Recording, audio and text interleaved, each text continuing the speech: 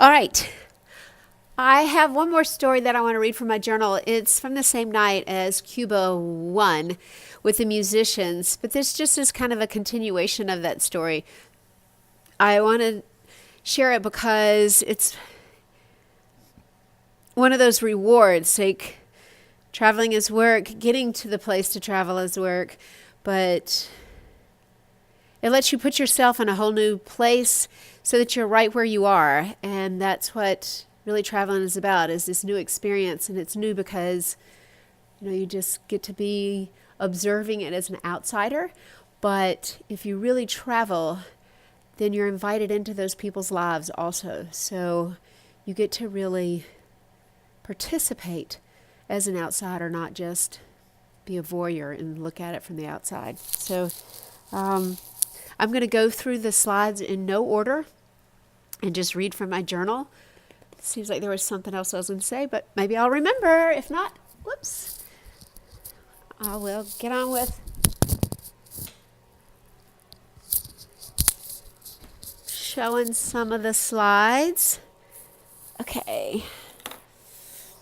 But I need to get it. Whoop. All right. Oh my. I might should have put them all in the right, at least upside down and not upside downness, because it's going to be hard to read, but we'll just give you more time to look at a picture. Okay.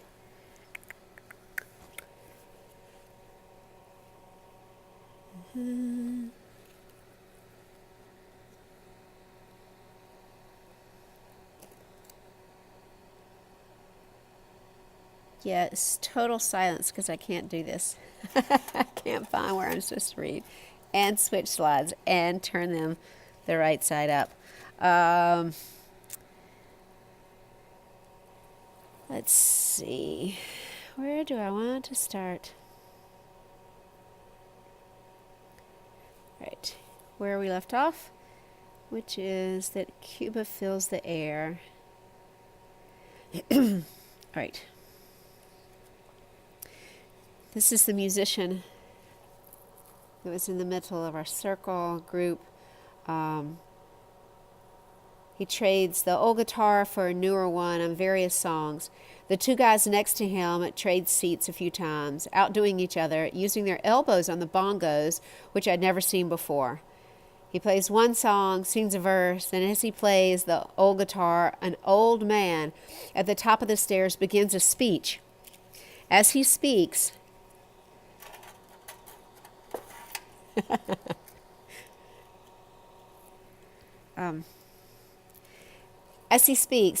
he gets more passionate, more intense. The words won't come out fast enough, but there's no anger in his voice. And I wish to know what he says, what matters so deeply.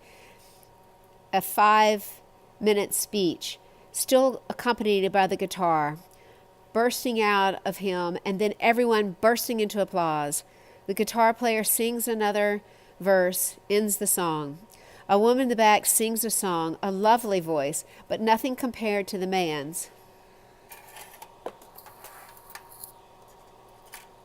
That's not a very interesting shot. But nothing compared to the man's. Soon, the hostess sings a song, deep throat, full of bravado and conviction, passion, passion, passion. Always it carries every person. A 20-something guy takes the guitar, sets a different tone with his fast strumming and bold lyrics. A pair of hands come down into my peripheral, reach out to me, and pull me up to dance. There's floor space for about 6 or 8 people, and quickly others join us, including the woman sitting next to Annie. She's shorter than 5 feet by several inches, at least 70 years old, rocking out.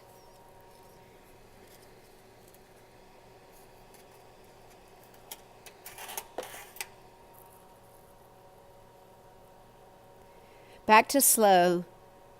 Everyone sits down, back up to fast. Everyone's up and moving, easy, smooth, and seamless fluidity of sounds and rhythms. One song, the man with the heavy voice plays and sings. It's a slow-moving song.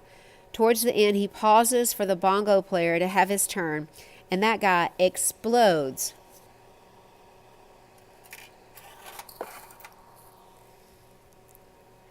His hands are like hummingbird wings, an incredible variety of tone and rhythm out of something so, I now know, radically underplayed in America, even in African and Jamaican music. He spins us around for 2 minutes. The guitar player tries to pick it up, but he gets only a few chords out and lays back and laughs.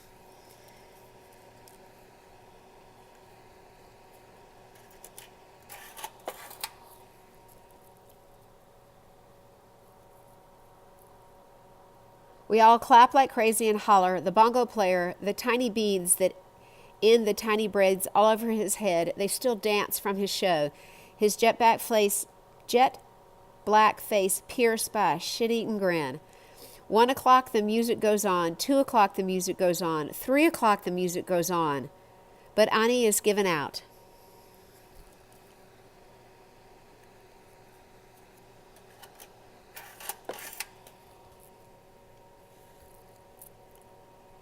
Four more songs, I say, knowing it'll be impossible for me to leave.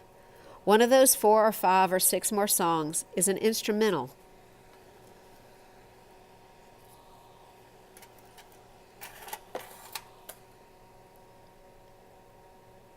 A new man on guitar. He plays a more traditional Spanish flamenco sound.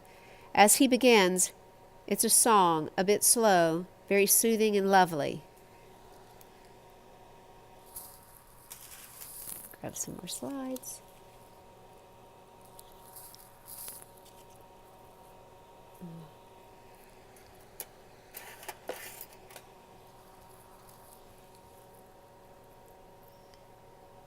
He keeps us going, but the percussion musicians take off, each in their own direction, wild, pure, simultaneous improvisation.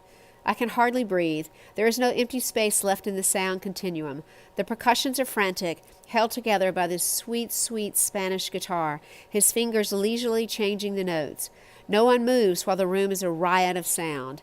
There is a weightlessness to it, I guess, because I don't really exist for a while. I only hear organized chaos. Pushing through any barriers, no less disruptive than a sonic boom, they are fantastic.